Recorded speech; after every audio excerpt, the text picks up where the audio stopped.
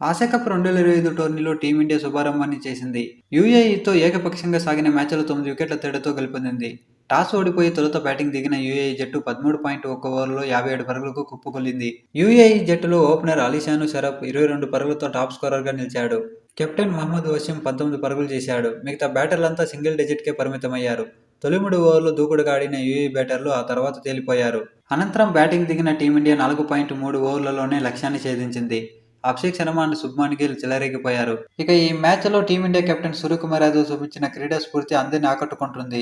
UAE మొదటి innings ఆడినప్పుడు ఈ సంఘటన చోటు చేసుకుంది. ఇన్నింగ్స్ 13వ ఓవర్లో మూడో బంతిని శివన్ దుబే జునైద్ సిద్దికి బౌన్సర్గా వేశాడు. ఆ బౌన్సర్ని షాట్ ఆడడంలో సిద్దిక్ ఫెయిల్ అయ్యాడు. ఆ మిస్ అయిన బాల్ సంజు శాంసన్ చేతిలో పడింది. అప్పటికే క్రీజ్ దాటిన సిద్దిక్ను గమనించిన శాంసన్ బంతిని స్టంప్స్కు విసిరాడు. ఆ బాల్ స్టంప్స్కు తగలడంతో టీమిండియా అప్పీల్ చేసింది. రిప్లేలో సంజు శాంసన్ బాల్ను వికెట్లకు కొట్టే సమయానికి యూఏఈ ప్లేయర్ క్రీజ్ బయట ఉన్నాడు. రిప్లే చూసిన థర్డ్ ఎంపైర్ సిద్దిక్ను అవుట్గా ప్రకటించాడు.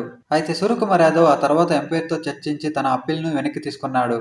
అసలు ఏం జరిగిందంటే శివన్ దుబే బాల్ రిలీజ్ చేయకముందే అతని వెనుక ఉన్న జోబిలో నుంచి టవల్ జారి కింద పడింది.